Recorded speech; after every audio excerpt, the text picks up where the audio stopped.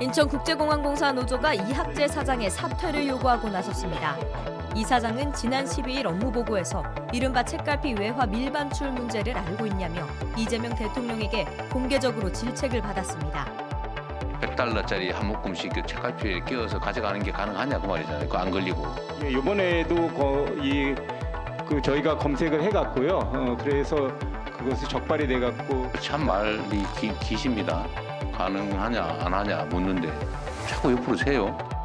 이후 이 사장이 잇따라 반박에 나섰고 실질적으로 가능치가 않습니다. 전 세계적으로도 또 그런 사례도 없고 그거는 여객들에게 굉장한 불편을 끼치는 거이기 때문에 이 대통령이 이를 또 질타하면서 논란이 커졌습니다. 권한을 행사하면서 자기가 주는 온갖 명예와 혜택은 다 누리면서 책임은 다하지 않겠다는 그런 태도는 정말 천하의 도둑놈 신도 아닙니까? 그리고 이 자리에서 얘기한 거하고 뒤에 딴 데 가서 또 딴 얘기해요.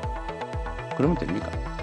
인천공항공사 노조는 18일 성명을 내고 업무보고 과정에서 드러난 이 사장의 모습은 인천공항 사장으로서 요구되는 최소한의 자격과 책임의식마저 갖추지 못했음을 보여줬다고 주장했습니다. 이어서 가장 기본적인 사항조차 이해하지 못했고 전형적인 낙하산의 한계를 여실히 드러냈다며 사퇴를 요구했습니다. 이재명 대통령에게 공개 질책을 받은 이학재 인천공항공사 사장이 소셜미디어에 반박글을 올린 데 이어 오늘 간담회에서도 반박을 했습니다. 책갈피 외화 밀반출 가능성을 전수조사하라는 지시에 현실적으로 불가능하다고 맞섰습니다. 여당의 사퇴 요구에 대해선 고려하지 않는다고 했습니다. 박준우 기자의 보도를 보시고 이어서 팩트체크를 진행하겠습니다. 지난 12일 업무보고에서 이재명 대통령이 이학재 인천공항공사 사장을 질책하는 장면입니다. $100짜리 한 묶음씩 그 책갈피에 끼워서 가져가는 게 가능하냐 그 말이잖아요. 그거 안 걸리고. 이번에도 거의 저희가 검색을 해갔고요. 그래서 그것이 적발이 돼갖고 참 말이 기십니다. 가능하냐 안 하냐 묻는데 자꾸 옆으로 세요. 이후 이 대통령은 달러화를 책 사이에 끼워서 밀반출한 사례가 있는지 조사하라고 지시했습니다. 하지만 이 사장은 소셜미디어에 글을 올린 데 이어 오늘 기자간담회에서도 재차 반박했습니다.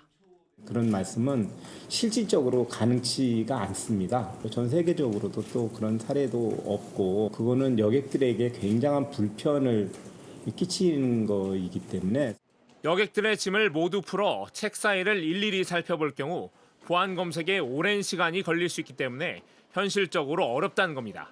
이 사장은 대통령의 업무 지시를 따를 의지가 없으면 자리를 내려놓아야 한다는 민주당의 사퇴 요구도 일축했습니다. 지난 2023년 윤석열 정부 때 임명된 이 사장의 임기는 내년 6월까지입니다. 전혀 생각 안 해봤습니다. 임기직이기 때문에 딴 생각을 전혀 안 한다는 말씀을 드리고요. 대통령실도 지방선거를 염두에 두고 이 사장을 질책한 건 아니라고 선을 그었습니다. 선거를 염두에 두고 그렇게 말씀하셨다는 거는 뭐 조금 오바죠. 잘못된 부분 제대로 좀 챙기라고 얘기를 한 거지. 그런 어떤 의도가 있었던 거는 전혀 아니었고. JTBC 박준호입니다. 네, 비하인드 뉴스 정치부 이성대 기자와 함께하겠습니다. 시작할까요? 네, 첫 번째 이슈 바로 보겠습니다. 이학재 내일 아니다. 자, 이재명 대통령이 오늘 업무보고 자리를 정치적인 논쟁의 자리로 만들면 안 된다라고 얘기를 했습니다. 자, 그러면서 이렇게 또 얘기를 했는데요.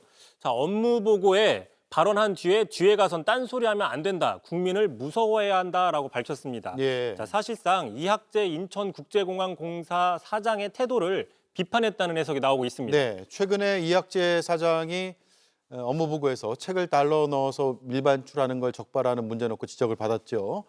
또 SNS와 기자회견을 또 해서 반박까지 했는데 이걸 비판한 건가요? 그렇게 해석이 되고 있는 것이죠. 또 이재명 대통령이 이렇게 얘기를 했습니다.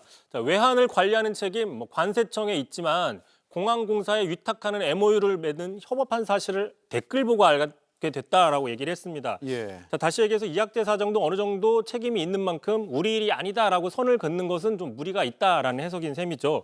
특히 이학재 사장이 일반인들이 모르는 그 외화를 민발출하는 수법을 다 알게 됐다라고 비판한 적이 있었죠. 이에 대해서도 이 대통령은 지적을 했습니다. 반박을 했는데 직접 들어보시죠. 네. 범죄를 대통령이 가르치셨다고 비난하는 사람들이 있던데 그것도 댓글에 다 나와요. 이거 몇 년도에 어디서 보도됐고 10,000불 이상 반출하다 걸렸다고 정부가 보도자료를 냈다 뭐 이런 게 그 댓글에 다 나와요.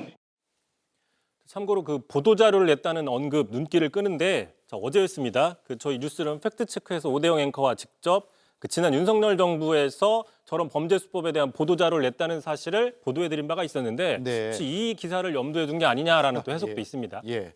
뭐 어쨌든 지난 정부에서 보도까지 다 냈는데 그걸 언급했다고 범죄 수법을 알린 거라고 하는 주장은 맞지 않는 것 같습니다. 뭐 그런 지적이 있는 건데 이 대통령은 계속해서 범죄 수법을 다 알려줬다라는 이 주장에 대해서 또 반박을 이어갔습니다. 계속해서 들어보시죠. 예. 그러면 일부가 그걸 이용해서 범죄를 저지르고 있는데 쉬쉬하면서 그들에게 기회를 계속 주란 말이야? 누가 또 그런 얘기도 했더라고. 그러면 사랑과 전쟁은 바람피는 법을 가리키는 거야?